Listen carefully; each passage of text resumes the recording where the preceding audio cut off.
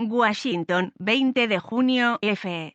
Entre bastidores y con sonadas intervenciones públicas, los demócratas del Senado de Estados Unidos están haciendo todo lo posible para cerrar filas antes de la votación el martes de una gran reforma electoral destinada a proteger el acceso al voto. Esa reforma electoral, que de ser aprobada sería la mayor en una generación, busca contrarrestar las restricciones que han impuesto los republicanos a nivel estatal con la aprobación de 14 leyes que limitan el sufragio de las minorías hispana y afroamericana, menos inclinadas a acudir a las urnas. Los conservadores aseguran que su objetivo es frenar irregularidades, pero los demócratas creen que su verdadera meta es acabar con los controles que impidieron a Donald Trump revocar los resultados de las elecciones presidenciales de 2020, en las que ganó Joe Biden. Entre los senadores demócratas el problema es que no salen los números, tienen 50 escaños, los mismos que los republicanos, y necesitan 60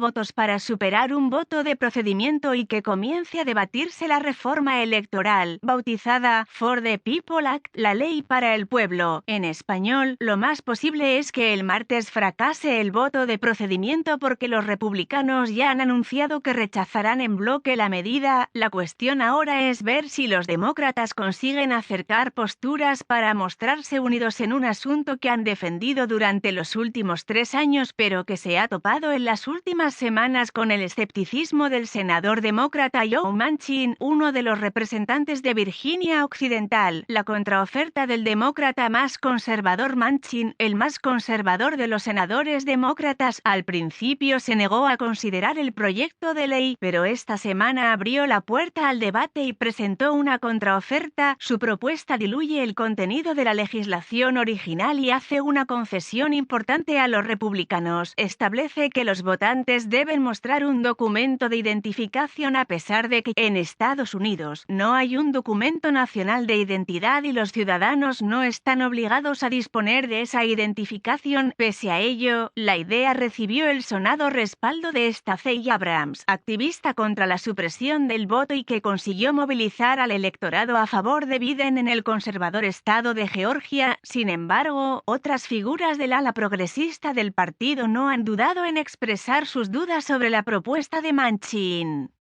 Por ejemplo, en una entrevista este domingo en CNN, el senador Bernie Sanders se negó a hacer concesiones e insistió en la necesidad de hacer todo lo posible para proteger la democracia, lo que los parlamentos estatales republicanos están intentando hacer de la manera más vergonzosa que uno pueda imaginar. Es negar el derecho al voto a las personas de color, a los jóvenes, a los pobres y a las personas con discapacidad.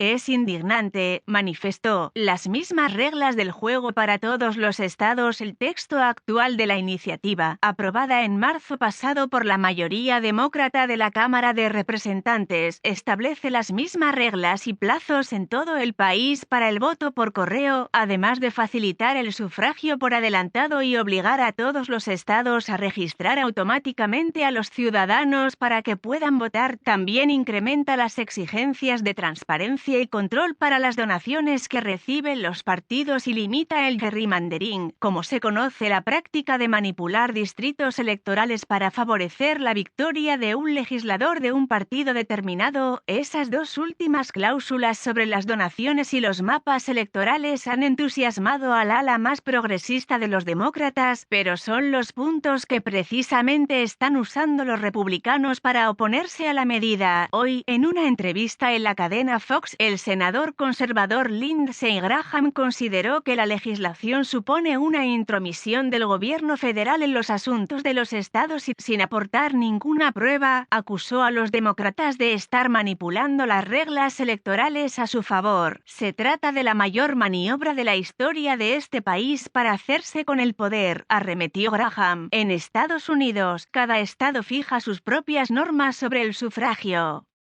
Durante la pandemia, muchos territorios flexibilizaron los requisitos para votar por correo o por adelantado, lo que provocó un récord de participación y alimentó teorías de conspiración entre Trump y sus seguidores sobre un supuesto fraude masivo en las urnas. Desde entonces, a nivel estatal, los republicanos han presentado al menos 216 proyectos de ley en 41 estados para restringir el acceso al voto.